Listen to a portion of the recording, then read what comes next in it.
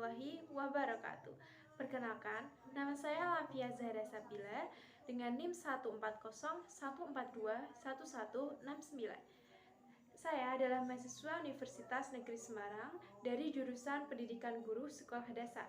Kali ini saya akan mempresentasikan sebuah materi konsep dasar IPA, yaitu sistem gerak pada tumbuhan.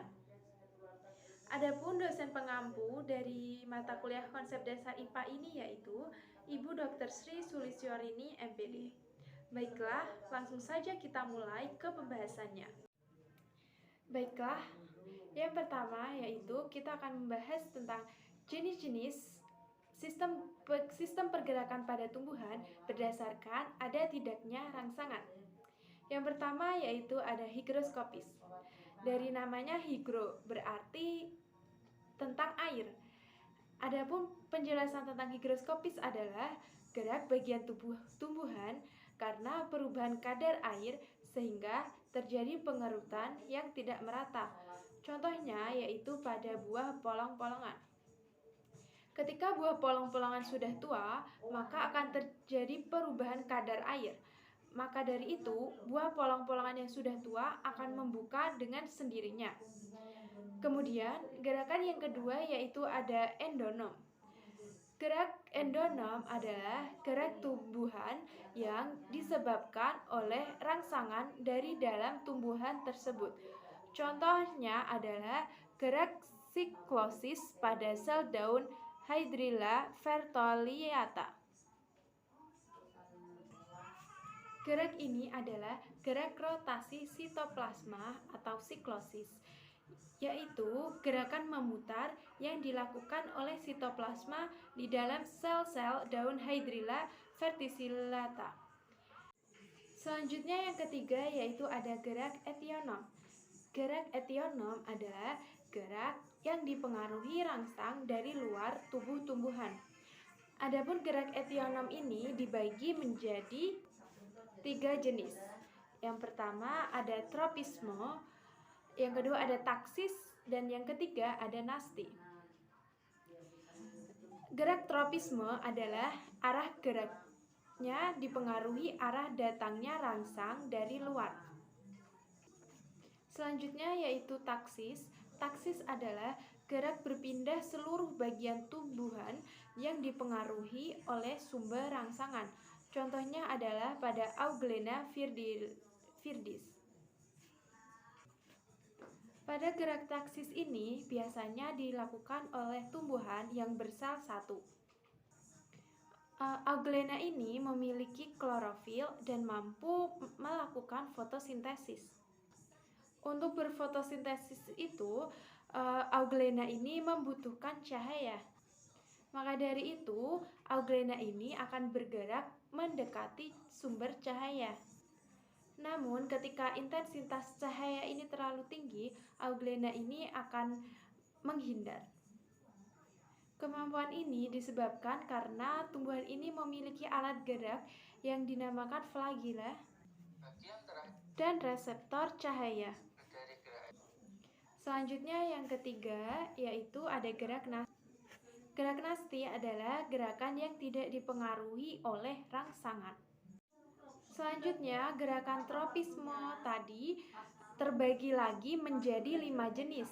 Yang pertama yaitu ada fototropisme, yang kedua ada geotropisme, yang ketiga ada tikmotropisme, yang keempat ada kemotropisme, dan yang kelima atau yang terakhir ada hidrotropisme. Baiklah, selanjutnya akan saya jelaskan secara lebih rinci. Yang pertama yaitu gerak fototropisme. Gerak fototropisme, dari namanya aja fototropisme yang berarti cahaya. Gerak tumbuhan menuju ke arah cahaya.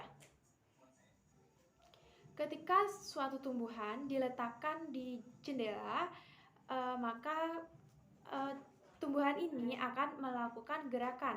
Ketika tumbuhan tersebut bergerak mendekati cahaya, maka gerakan ini disebut gerak fototropisme positif. Akan tetapi, jika tumbuhan ini bergerak menjauhi dari cahaya, maka gerakan ini akan disebut dengan gerak fototropisme negatif. Selanjutnya, yang kedua yaitu ada gerak geotropisme. Geo berarti tentang bumi. Gerak geotropisme adalah sebuah gerakan yang dipengaruhi oleh gaya gravitasi bumi. Contohnya yaitu pada gerak akar dan gerak batang. Ketika akar bergerak, maka akar ini akan bergerak mendekati bumi atau bergerak sejalan dengan gravitasi bumi. Maka gerak ini disebut gerak geotropisme positif. Akan tetapi pada gerak pada batang ini akan bergerak melawan dari gravitasi bumi.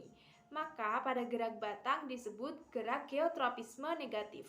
Selanjutnya yang ketiga yaitu ada gerak hidrotropisme. Dari namanya aja hidro, berarti tentang air ya. Gerak hidrotropisme adalah gerak arah pertumbuhan menuju tempat yang berair. Contohnya yaitu akar mencari air. Ketika suatu akar bergerak mendekati air, maka gerak ini dinamakan gerak hidrotropisme positif. Akan tetapi, ketika akar ini menjauh dari pusat air, dinamakan gerak hidrotropisme negatif. Selanjutnya yang keempat yaitu ada gerak tikmotropisme. Gerak tikmotropisme adalah gerak yang dipengaruhi sentuhan benda yang lebih keras. Contohnya, gerakan ini terjadi pada tumbuhan pemanjar seperti anggur, melon, dan ubi jalar. Ketika pohon anggur sebelahnya diberikan sebuah kayu, maka tanaman anggur ini akan bergerak mengelilingi si kayu ini. Inilah yang disebut dengan gerakan tikmotropisme. Selanjutnya yang kelima yaitu ada gerak kemotropisme. Kemo berarti kimia, berarti gerak kemotropisme adalah gerakan yang dipengaruhi oleh rangsangan zat kimia. Contohnya yaitu pada peristiwa penyerbukan. Ketika serbuk sari menuju sel telur, maka di situ ada ada rangsangan yaitu sel gula yang dikeluarkan oleh bakal buah. Sehingga buluh serbuk tersebut dapat bergerak ke sel telurnya. Pada macam gerak etionom tadi kan ada 3 jenis, yaitu tropisme, taksis, dan nasti. Pada gerak tropisme sudah dibagi lagi menjadi beberapa jenis, dan pada gerak nasti ini juga dibagi lagi menjadi beberapa jenis, yaitu ada gerak seismonasti, niktinasti, fotonasti, dan termonasti. Yang pertama yaitu ada gerak seismonasti. Gerak seismonasti adalah gerak yang dipengaruhi oleh getaran atau sentuhan. Contohnya yaitu pada putri malu. Putri malu ketika daunnya kita sentuh, daun putri malu ini akan menutup dengan sendirinya. Hal ini dipengaruhi oleh rangsangan pada putri malu yaitu berupa rangsangan sentuhan. Selanjutnya yaitu yang kedua ada niktinasti. Niktinasti adalah gerakan yang dipengaruhi oleh rangsangan lingkungan di malam hari. Contohnya yaitu tumbuhan lamtoro. Tumbuhan lamtoro ini ketika pada malam hari daunnya akan menutup. Ini membuat tumbuhan lamtoro seolah-olah sedang tidur. Dan ketika sudah pagi atau siang, tumbuhan lamtoro ini daunnya akan mekar kembali. Selanjutnya yaitu yang ketiga ada fotonasti. Fotonasti adalah gerakan yang dipengaruhi oleh rangsangan cahaya. Contohnya yaitu pada bunga pukul 4. Pada bunga pukul 4, bunganya akan mekar ketika sore hari atau ketika waktu asar. Hal ini karena dipengaruhi oleh rangsangan cahaya di sore hari yang lebih redup daripada cahaya di siang hari. Selanjutnya yang terakhir yaitu ada termonasti. Termonasti adalah gerak yang dipengaruhi rangsang berupa suhu. Contohnya yaitu pada bunga tulip. Bunga tulip akan mekar pada musim semi. Hal ini dikarenakan pada musim semi suhunya lebih hangat dibandingkan pada musim dingin. Itu dikarenakan bunga tulip lebih dapat mekar ketika suhunya hangat. Maka dari itu bunga tulip ini disebut sebagai gerak termonasti. Demikian presentasi tentang sistem gerak tubuhan dari saya. Saya berharap semoga video ini dapat bermanfaat dan dapat dengan mudah dipahami.